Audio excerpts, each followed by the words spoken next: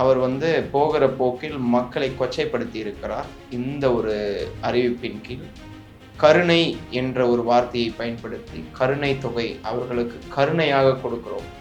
உரிமை தொகையாக தருவது என்பது வேறு. கருணை என்ற வார்த்தையை பயன்படுத்தி மக்கள் எல்லாம் ஏதோ எடப்பாடி வீட்டு வாசலுக்கு முன்பு நாங்கள் எல்லாம் மின்கட்டண உயர்வால் மிகுந்த பாதிப்படைந்திருக்கிறோம், நாங்கள் எல்லாம் விலைவாசி உயர்வால் மிகுந்த பாதிப்படைந்திருக்கிறோம், எங்களுக்கு கருணை காட்டுங்க அப்படின்னு இவர்கிட்ட போய் கேட்ட மாதிரி இவர் கருணை தொகை என்ற அடிப்படையில் அந்த 10,000 சொல்லி இருப்பது என்பது இது வெற்று விளம்பரத்திற்கானது. இவர்களுக்கு விலைவாசி உயர்வை பத்தி பேசுறது இவங்களுக்கு என்ன தகுதி இருக்கு?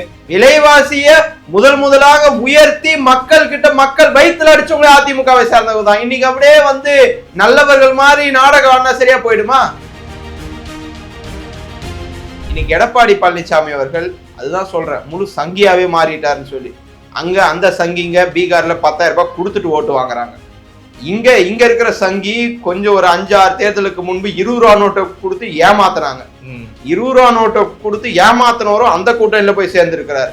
20 ரூபா நோட்டை கொடுத்து சீரியல் நம்பரை நோட் பண்ணிட்டு ஓட்டு போட்டு வாங்க காசு கொடுக்குறேன்னு சொல்லிட்டு ஆர்கே நகர்ல பெரிய பெத்தலாட்டத்தை பண்ண கும்பல் இந்த கும்பலோட அந்த கும்பலும் போய் சேர்ந்துருக்கு. அப்போ எடப்பாடி பழனிசாமி சொன்னதெல்லாம் செஞ்சுட்டாரா? இன்னைக்கு எங்களை காப்பி பண்ணி 2,000 ரூபாய் அறிவிச்சிருக்காரு. 1000 ரூபாயே செயல்படுத்த முடியாதுன்னு சொன்ன எடப்பாடி பழனிசாமி இன்னைக்கு 2,000 ரூபாய் அறிவிச்சிருக்கிறார். இது என்ன பித்தலாட்டம்? சிறுகானூர்ல 5 வாக்குறுதியை திமுக சொல்லுது. அடுத்த நாள் அதை காப்பி பண்ணி பேஸ்ட் பண்ணி இவர் ஒரு தேர்தல் அறிக்கை. அதே மாதிரி இப்போ 2026 நாங்கள் ஒரு வாக்குறுதிகளை நிறைவேற்றி வருகிறோம், நாங்க 1000 ரூபாய் கொடுத்துட்டு வரோம், அதை காப்பி பண்ணி 2,000 ரூபாய். இந்த கருணை தொகை இதெல்லாம் அவருக்கு என்னன்னா திமுகவின் மீது விமர்சிக்க எதுவுமே இல்லை. அதனால என்னன்னா எப்படியாவது ஒரு ஓட்டு வாங்கணும், நம்ம டெபாசிட்டாவது காப்பாத்திக்கணும்ன்றதுக்காக மக்கள் கிட்ட இது மாதிரி எல்லாம் மேஜிக் காட்டுறாரு.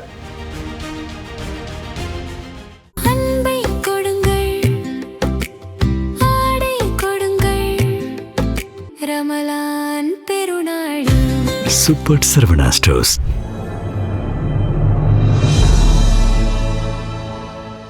தமிழ் நியூஸ் நேயர்கள் கண்வணக்கம். இன்றைய சிறப்பு நேர்காணலில் நம்மோடு இருந்திருப்பவர் திராவிட முன்னேற்ற கழகத்தினுடைய செய்தி தொடர்பாளர் மரியாதைக்குரிய ரஜினி சார். சார் வணக்கம் சார். திரு இபிஎஸ் அவர்கள் தன்னுடைய 3ஆம் கட்ட இந்த தேர்தல் வாக்குறுதியை இப்போ வெளியிட்டிருக்கிறாரு. ஸோ பெரும் பரபரப்பை ஏற்படுத்தியிருக்கு அந்த தேர்தல் வாக்குறுதிகள். அதில் குறிப்பாக சொல்லணும் அப்படின்னா, ஆட்சிக்கு வந்தவுடன் கருணை தொகையாக ஒவ்வொரு குடும்பத்தாரர்களுக்கும் 10,000 ரூபாய் வழங்கப்படும் அப்படின்ற ஒரு மிகப்பெரிய ஒரு அறிவிப்பை வெளியிட்டிருக்கிறாரு. 10,000 ரூபாய் என்ற இந்த கணக்கு சொல்லும் பொழுது நமக்கு பீகார் தான் நினைவுக்கு வருது.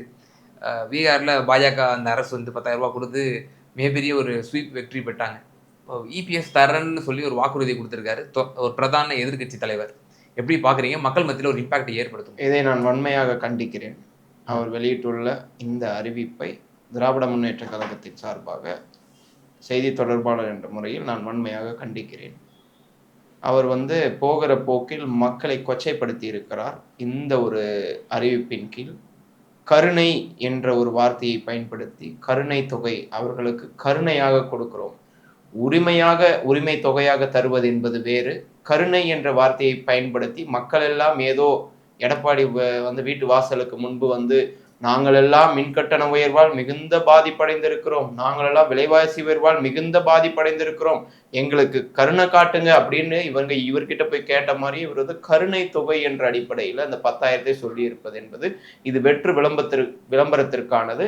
இதை அவரால் செயல்படுத்த முடியாது. அது ஒரு விஷயம். பால் விலை, மின்சார உயர்வு, விலைவாசி உயர்வு, இதை பற்றி பேசுவதற்கு எல்லாருக்கும் தகுதி இருக்கிறது. அதிமுகவுக்கும் பாஜகவிற்கும் தகுதி இல்லை. 2011 ஆட்சிக்கு வந்தவுடன் அம்மையார் ஜெயலலிதா அவர்கள் 2012 இது எல்லாத்தையும் உயர்த்திட்டு சட்டமன்றத்தில் எழுந்து நின்று பேசுறாங்க. பால் கட்டணத்தை உயர்த்திய பிறகு, மின்சார கட்டணத்தை உயர்த்திய பிறகு, சங்கரன் கோயில் இடைத்தேர்தலில் நின்று வெற்றி பெற்று காண்பிக்கிறனா இல்லையா பாருங்கன்னு கேப்டன் விஜயகாந்த பார்த்து சவால் விட்டு, நான் விலைவாசி உயர்த்தினால்தான் நான் ஜெயித்து காட்டுறேன்னு சொல்லி சவால் விட்டவர் அம்மையார் ஜெயலலிதா அவர்கள். இவர்களுக்கு விலைவாசி உயர்வை பத்தி பேசுறது இவங்களுக்கு என்ன தகுதி இருக்கு? விலைவாசிய முதலாக உயர்த்தி மக்கள் வயிற்றுல அடிச்சவங்களே அதிமுகவை சார்ந்தவங்க தான். இன்னைக்கு அப்படியே நல்லவர்கள் மாதிரி நாடகம் ஆனா சரியா போயிடுமா? சரி, திமுக வாக்குறுதி நாங்க சொல்லி இருக்கிறோம். 404 வாக்குறுதியை நாங்கள் நிறைவேற்றி இருக்கிறோம். வாக்குறுதி அல்லாத சில விஷயங்களையும் நிறைவேற்றி இருக்கிறோம். இன்னுயிர் காப்போம் நம்மை காக்கும் 48 வாக்குறுதியில சொல்ல கிடையாது. அது நாங்களா நிறைவேற்றிய ஒண்ணு. காலை உணவு திட்டம், அதை நாங்கள் வாக்குறுதியில சொல்ல கிடையாது, நாங்கள் நிறைவேற்றிய திட்டம். அப்போ வாக்குறுதி இல்லாத விஷயத்தையும் இன்றைக்கு அமல்படுத்தி இருக்கிற ஒரு அரசு திராவிட மாடல் அரசு. இன்னைக்கு எடப்பாடி பழனிசாமி அவர்கள் அதுதான் சொல்றேன், முழு சங்கியாவே மாறிட்டாருன்னு சொல்லி. அங்க அந்த சங்கிங்க பீகார்ல 10,000 ரூபாய் கொடுத்துட்டு ஓட்டு வாங்குறாங்க. இங்க இருக்கிற சங்கி கொஞ்சம் ஒரு 5-6 தேர்தலுக்கு முன்பு 20 ரூபா நோட்டை கொடுத்து ஏமாத்துறாங்க. 20 ரூபா நோட்டை கொடுத்து ஏமாத்தினவரும் அந்த கூட்டணியில போய் சேர்ந்திருக்கிறாரு. 20 ரூபா நோட்டை கொடுத்து சீரியல் நம்பரை நோட் பண்ணிட்டு ஓட்டு போட்டு வாங்க காசு கொடுக்குறேன்னு சொல்லிட்டு ஆர்கே நகர்ல பெரிய பெத்தலாட்டத்தை பண்ண கும்பல் இந்த கும்பலோட அந்த கும்பலும் போய் சேர்ந்திருக்கு. அப்போ எடப்பாடி பழனிசாமி அவர்கள் சொன்னதெல்லாம் செஞ்சிட்டாரா? அனைத்து குடும்ப அட்டைதாரர்களுக்கும் பெண்களுக்கு ஸ்கூட்டர் மானிய விலையில் கொடுக்கப்படும். ஆனா வாங்க வெளியே போலாம், ஒரு ஸ்கூட்டராவது எனக்கு காட்டுங்க மானிய விலையில. எடப்பாடி பழனிசாமியுடைய ஆட்சியில வந்திருக்கு, அம்மையார் ஜெயலலிதா அவருடைய ஆட்சியில வந்திருக்குன்னு காட்டுங்க. EPS ஆட்சி காலத்துல வழங்கப்பட்டது அல்லவா 50% மானிய விலை? எத்தனை பேருக்கு வழங்கப்பட்டது? அந்த ஆதாரத்தோடு எடப்பாடி பழனிசாமி அவர்கள் அதை பற்றி பேச தயாரா? அனைத்து குடும்ப அட்டைதாரர்களுக்கும் கோப்டெக்ஸ் கூப்பன் வழங்கப்படும். எங்க அட்டைக்கு வரல, உங்க அட்டைக்கு வந்துச்சா? இல்ல, நான் உங்களை கேட்கிறேன், கோப்டெக்ஸ் கூப்பன் நீங்க வந்து வாங்கியிருக்கீங்களா? இல்ல. நெறியாளரே அதற்கு ஒரு சாட்சி, நான் ஏதோ சொல்ல வேண்டியது கிடையாது. இப்படி எல்லாம் பித்தலாட்டம் பண்ணிட்டு 1000 ரூபாய் கொடுக்க போறோம் திராவிட முன்னேற்ற கழகம் சொன்ன உடனே ஒரு தனியார் தொலைக்காட்சிக்கு பேட்டி கொடுக்கிறார். அதெல்லாம் சாத்தியம் இல்லைங்க, அது சாத்தியம் இல்லைங்க, எத்தனையோ கோடி ஆகும், அதெல்லாம் சாத்தியப்படுத்த முடியாது. திமுக வாய்க்கு வந்ததெல்லாம் பேசுது. இது ஆன் த கேமரா பேசிட்டு போயிட்டார்.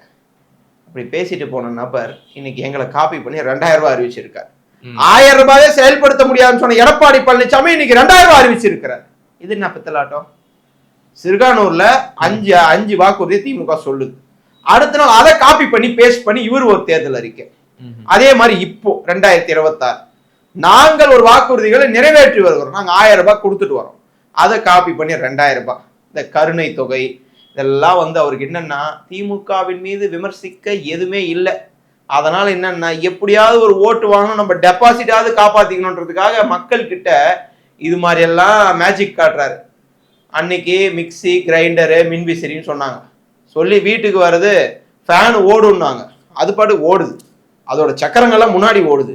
ஓ, இதைதான் ஓடுதுன்னாங்களான்னு பார்த்தா நான் பெருமைக்காக சொல்லவில்லை. 2006 2011 காலகட்டத்தில் தலைவர் கலைஞர் அவர்கள் கொடுத்த வண்ண தொலைக்காட்சி இன்றைக்கும் கிராம பகுதிகளிலே இன்றைக்கும் அந்த டிவியை பார்த்துதான் அன்றாட செய்திகளையும் அன்றாட நிகழ்வுகளையும் அங்க இருக்கிற மக்கள்லாம் தெரிஞ்சுக்கிறாங்கன்னு சொன்னா இதுதான் வாழ்க்கை தரத்தை உயர்த்துகிற ஒரு முயற்சி. இந்த அம்மா கொடுத்த ஃபேனும் மிக்சியும் கிரைண்டரும் இந்த 3 ஏதாவது ஒரு வீட்டுல தான் நீங்க காட்டுங்க, நான் ஒத்துக்கிறேன். எல்லாமே போயிடுச்சு, அதான் ஓடுனா அது ஓடிடுச்சு.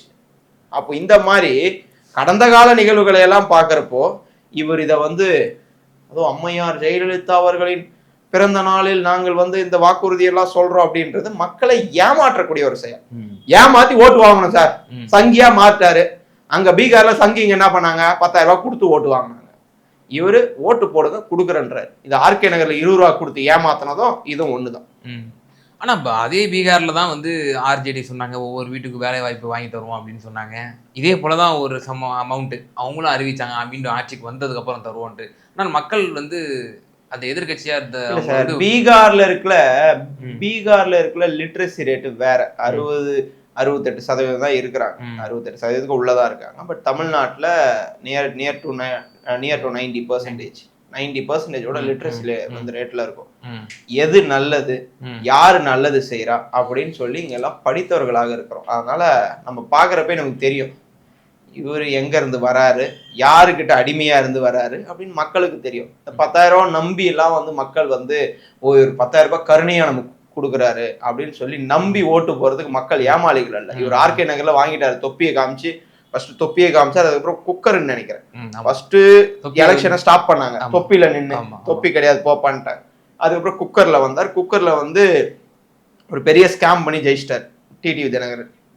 இப்போ இவங்கெல்லாம் சேர்ந்து வர்றதுனால மக்கள் இவர்கள் மடைமாற்றக்கூடிய செயல்கள் தான் ஈடுபட்டிருக்கிறாங்க. இந்த திட்டத்தை அவங்களால செயல்படுத்த முடியாது. ஏற்கனவே சொன்ன திட்டங்களை இவங்க அம்மையார் ஜெயலலிதா அவர்கள் 110 110 110 110 விதிகளுக்குள்ள பல திட்டத்தை அறிவிப்பாங்க. நானும் தேடி தேடி பாக்குறேன். அது ஏதாவது அமல்படுத்தப்பட்டிருக்கான்னா பெருசா ஒண்ணும் கிடையாது. இந்த திமுக ஆட்சியில அந்த 4 ஆண்டுகள் ஆட்சியில வந்து ஆன்டி இன்கம்பன்சி வந்து நீக்க மாதிரி நிறைந்திருக்கு. இந்த ஆன்டி இன்கம்பன்சியை வந்து அறுவடை செய்யக்கூடிய இடத்துல இபிஎஸ் இருக்காரு. There is no anti-incumbency against DMK government. There is a pro-incumbency about DMK government. இதுதான் இன்னைக்கு இருக்க நிலை. இதை நான் சொல்லல. அப்போசிஷன் வந்து இப்படி பிரிஞ்சு கிடக்குறாங்க. பல முனை போட்டிகள் இருக்கிறனால தான் திராவிட முன்னேற்ற கழகத்துக்கு தொடர் அட்வான்டேஜ் வந்துட்டு இருக்கு. ஆனா களத்துல வந்து கிரவுண்ட் லெவல்ல பார்க்கும்போது நிச்சயமா இந்த திமுக ஆட்சி எதிரான மனநிலை வந்து மக்கள் புரிஞ்சுக்காம பேசுறீங்க. எதிரில் இருக்கிறவங்க வீக்னஸ் அப்படிலாம் கிடையாது. எதிர்த்துல இருக்கிறவங்க எல்லாரும் ஒன்னா சேர்ந்து நின்னால திமுக வெல்ல முடியாது. ஏன் இவ்வளவு ஸ்ட்ராங்கா இருக்கிறோம்னா 75 ஆண்டு கால ஆலமரம் திமுக. அதனால 75 ஆண்டுகள் ஆலமரமாக திராவிட மண்ணாக இன்றைக்கு தமிழ்நாட்டை மாற்றி காண்பித்திருக்குது திராவிட முன்னேற்ற கழகம். இன்னைக்கு நாங்கள் செய்திருக்கிற திட்டங்களை சொல்றோம். இரட்டை இலக்கத்தை கடந்த 10 ஆண்டுகளமாக அச்சீவ் பண்ணல. லாஸ்டா அச்சீவ் பண்ணது கலைஞரோட ஆட்சியில. இன்னைக்கு அச்சீவ் பண்ணிக்கிறோம். 11.19% அச்சீவ் பண்ணியிருக்கோம். ஜிடிபி growth இருக்கு. இதெல்லாம் பேஸ் பண்ணி தான் தொழில் வளர்ச்சியில முன்னேறி கொண்டு இருக்கிறது தமிழ்நாடு. இடைநிற்றல் இல்லாத, அதாவது +2 முடிச்சுட்டு காலேஜ் போறப்போ பிரேக் எடுத்துருவாங்க, போக மாட்டாங்க. அப்போ இடைநிற்றல் இல்லாத மாநிலத்துல முதல் மாநிலம் தமிழ்நாடு. ஸ்கூல் எஜுகேஷன்ல இடைநிற்றல் இருக்கும், பாதியில நின்றுவாங்க. குடும்ப சூழ்நிலை, காலை உணவையும் நானே தருகிறேன், நீங்க வந்து படிங்கன்னு சொன்ன தலைவர் முத்துவேல் கருணாநிதி ஸ்டாலின். இந்த மாதிரி கல்வித்துறையிலையும் சரி, உயர்கல்வித்துறையிலும் சரி, தொழில்துறையிலும் சரி, மகளிரோட வளர்ச்சியிலும் சரி, தொடர்ந்து ஆக்கப்பூர்வமான செயல்பாடுகளால் இன்றைக்கு மக்களிடத்தில் நற்பெயரை பெற்றிருக்கிறது இந்த திராவிட மாடல் ஆட்சி. மீண்டும் தொடர வேண்டும். திமுக வெல்வோம் 200, படைப்போம் வரலாறு. மீண்டும் ஸ்டாலின் தான் எங்களுக்கு முதலமைச்சராக வேண்டும் என்று மக்கள், தமிழ்நாட்டு மக்கள் ஓரணியிலே திரண்டு இருக்கிறார்கள். நம்மை தொடர்ந்து வஞ்சித்துக் கொண்டிருக்கிற ஒன்றிய பாஜக அரசை ஒரு தொகுதியில் கூட விடக்கூடாது என்ற ஒரு எண்ணத்திலே தமிழக மக்கள் இருக்கிறார்கள். தொடர்ந்து வஞ்சித்துக் கொண்டிருக்கிறார்கள். அதனால இவர்கள் நிறைய விஷயத்தை எடுத்துட்டு இந்த மாதிரி பூச்சாண்டி வேலையெல்லாம் காட்டலான்னு பாக்குறாங்க. இதெல்லாம் வேலைக்காவாது. மேலும் ஒரு அம்சம் அதுல வந்து ஒரு கவனம் பெற்றிருக்கதை பார்க்க முடியுது. பட்டதாரி இளைஞர்கள் வந்து வேலைக்காக விண்ணப்பம் செய்தவர்கள் காத்து கொண்டிருப்பவர்களுக்கு மாதம் ரூபாய் 2000 வழங்கப்படும் அப்படின்ற ஒரு அறிவிப்பையும் திரு இபிஎஸ் வந்து அறிவிச்சிருக்கிறாரு. இதுவும் இளைஞர்கள் மத்தியில ஒரு வெகுவாக கொண்டு போய் சேராது. ஒரு காப்பி பேஸ்ட் பண்றதுக்கு ஒரு அளவே இல்லாத போயிடுச்சு. தலைவர் நான் முதல்வன் திட்டத்துல தொழில் பயிற்சி கொடுத்துட்டு அவங்களுக்கு இன்சென்டிவா ஒரு அமௌண்ட்டையும் கொடுத்துட்டு அவங்களோட ஸ்கில்லை டெவலப் பண்ணிட்டு இருக்காரு. there is a skill development in that scheme. But இவங்க நீ அப்ளை பண்றியா, உனக்கு அப்ளை பண்ணா உனக்கு 2000. அப்போ அந்த அந்த இளைஞருடைய மனநிலை எப்படி மாறும்? எனக்கு தொழில் பயிற்சி கொடுத்தாதான் என்னோட ஸ்கில் டெவலப்மெண்ட் ஆகும். நீ அப்ளை பண்ணிட்டு வந்தீங்கன்னா உனக்கு 2000 ரூபாய் தர, நீ வீட்டிலே இரு அப்படின்றது. இவர் வளர்ச்சியை நோக்கி சிந்திக்கவில்லை. தமிழ்நாட்டை எப்படியா பீகாரா மாத்தலாமான்னு பாக்குறாரு. அது அப்படிப்பட்ட திட்டமா தான் நான் இதை பாக்குறேன். முழு சங்கியாவே மாற்றாருங்க. நீங்க பாருங்க 2026 அப்புறம் தோல்விலாம் அடைஞ்சிட்டு எடப்பாடியில போயிட்டு காவி சட்டை போட்டுப்பாரு. அதுதான் செய்ய போறாரு. அண்ணா வளர்த்த கட்சி, அண்ணாவோட பேர்ல கட்சியை வளர்த்துட்டு இந்த மாதிரி கேவலமா இருக்கலாமா? ஒரு ஒன்றிய பாஜக அரசுக்கு பாஜக அடிமை ஆயிட்டாரு. அவருடைய சித்தாந்தத்தை எல்லாம் வந்து தமிழ்நாட்டிலே வந்து பண்றது. இந்த 2000 ரூபாய் வந்து நீங்க வந்து ஏதாவது ஒரு உருப்படியா கொடுங்க. அவங்களுக்கு நாமளும் இப்ப மகளிர் உரிமை தொகையை 1000 ரூபாயில இருந்து 2000 ரூபாய் ஆக்க போறோம் அப்படின்னு சொல்றோம். அடுத்து கோடை காலத்துல வந்து ஈச் அண்ட் எவ்ரி இயர் இனிமே வந்து 2000 rupees வந்து நாங்கள் கிரெடிட் பண்ணுவோம் அப்படின்னா இப்போ புதுசாக அறிவிப்பு செஞ்சிருக்கிறோம். இப்போ இந்த இதுலையுமே வந்து முன்கூட்டியே 5000 ரூபா நம்ம போட்டோம். அப்போ இதுலேயும் ஒரு விமர்சனத்துக்கு உள்ளாகுது இல்லையா? இப்போ நீங்கள் என்ன செஞ்சீங்க? இப்போ டேரெக்டாக போய் பணம் கொடுக்குறேன்னு சொல்கிறீங்க. தொழிற்சாலைகளை துவங்கலாம், வேலை வாய்ப்புகளை வந்து பெருக்கலாம். துவக்காம இருக்குமா? அது இதுல போடக்கூடிய அமௌண்ட், அந்த பல்க் அமௌண்ட் அதுல போட்டோம் இருக்கோமான்னு கேட்குறேன். நாங்கள் வந்து மகளிருக்கு வந்து இலவசமாக தரோம்லாம் கொடுக்க கிடையாது. அது அவங்களோட உரிமை தொகை. இப்போது எங்கள் வீட்டில் ஒரு எல்லார் வீட்லேயும் பெண்கள் இருப்பாங்க. இன்றைக்கு பெண்கள் ஆண்கள் வந்து பெரியார் காலத்தில் பெண்களை எப்படி நடத்தினாங்கன்னு தெரியும். பூட்டிய இருப்பு கூட்டின் கதவு திறக்கப்பட்டது, சிறுத்தையே வெளியே வா என்றெல்லாம் கவிதை பாடினார் பாரதிதாசன். அப்படி அந்த நிலையிலிருந்து நாம் வருகிறோம். அப்படி வருகின்ற போது ஒரு வீட்டுக்குள்ளேருந்து வெளியே வர்றதுக்கே பெண்கள் பயந்த காலத்தில் இன்னைக்கு பெண்கள் வெளியே வந்து வேலை செய்யக்கூடிய ஒரு சூழ்நிலையை தமிழ்நாடு உருவாக்கி இருக்கிறது. அதுக்கு அடுத்த கட்டமாக அங்க இருக்கக்கூடிய பெண்களுக்கு ஒரு ஆணா இருக்கிறவர் சரிசமமா நடத்தணும். அதாவது நம்ம கொடுத்தாதான்ப்பா காசு வீட்டுல இருக்கிறவங்களுக்கு அப்படின்ற நிலை மாறி பெண்களுக்குரிய உரிமை தொகையா ஒரு 1000 ரூபாய் கொடுக்குறப்போ அவங்களும் இன்னைக்கு வந்து தைரியமா வந்து பேசுறாங்க. இது பாருங்க, நீ 1000 ரூபாய் 2000 ரூபாய் எனக்கு வந்து தரணும்லாம் இது அவசியம் இல்லை, எனக்கு முதல்வர் வந்து உரிமை தொகையாக எங்களுக்கு ஒரு 1000 ரூபாய் தருகிறார் அப்படின்னு சொல்லிட்டு வாதம் பண்றதுக்கு கூட ஆண்கள் கிட்ட தைரியமா பெண்கள் பேசுறாங்க. அந்த நிலையை உருவாக்கி இருக்கு. நீங்க ஒரு திட்டத்துக்கு பின்னாலையும் இந்த திட்டம் வந்து இங்க எந்த மாதிரியான ஒரு முயற்சி எடுத்திருக்கிறது, எந்த மாதிரியாக மக்களை மாற்றி இருக்கிறது, எந்த மாதிரியாக வளர்ந்திருக்கிறார்கள் மக்கள் என்பதை நீங்கள் பார்க்க வேண்டும். அம்மா உப்பு, அம்மா சிமெண்ட், அம்மா பிரஷ், அம்மா தண்ணி, அம்மா அம்மா அம்மான்னு சொல்லிட்டு முழுக்க முழுக்க அம்மாவின் பேரே வச்சு கூட திட்டத்தை உருவாக்குவர் எங்கள் தலைவர் அல்ல. ஒரு திட்டத்துக்கும் எழுச்சி மிகு வந்து பெயர்கள், நான் முதல்வன் திட்டமாக இருக்கட்டும், கலைஞரின் காலை உணவு திட்டமாக இருக்கட்டும், அது மாதிரி கலைஞர் பேர் வந்தா புரட்சியா சார்? அம்மா பேர் கலைஞர் என்பது ஒரு புரட்சியை உண்டாக்கிய பெயர் தான். அதாவது நாங்க எல்லாத்துக்குமே கலைஞர் கலைஞர் கலைஞர்னு சொல்லி எல்லா ஸ்டிக்கர் ஒட்டுக்கிற ஆட்கள் நாங்க கிடையாது. நீங்க கலைஞர் பேருந்துன்னு அதாவது கலைஞர் மகளிர் உரிமை திட்டம்னு இருக்கும், அங்க எங்கேயாவது கலைஞர் போட்டோ இருக்கா?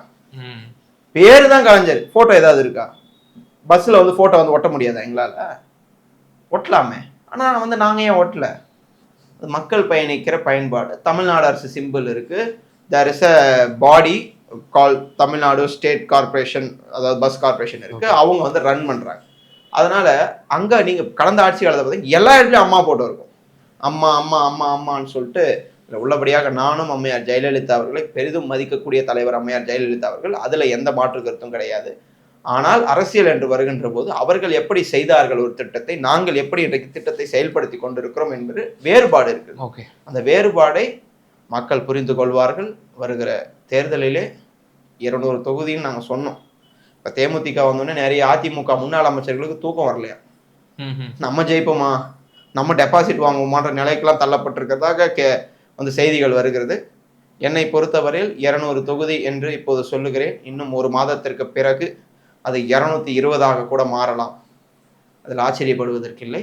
முழுமையாக வெற்றியை திமுக அறுவடை செய்யும். வருகிற காலமும் தமிழ்நாட்டை ஆளப்போவது முத்துவேல் கருணாநிதி ஸ்டாலின். நிச்சயமா சார். பல்வேறு விவகாரங்கள்ல என் நேரலுக்கு ரொம்ப தெளிவாக உங்களோட கருத்துக்களை பண்ணீங்க. ரொம்ப நன்றி.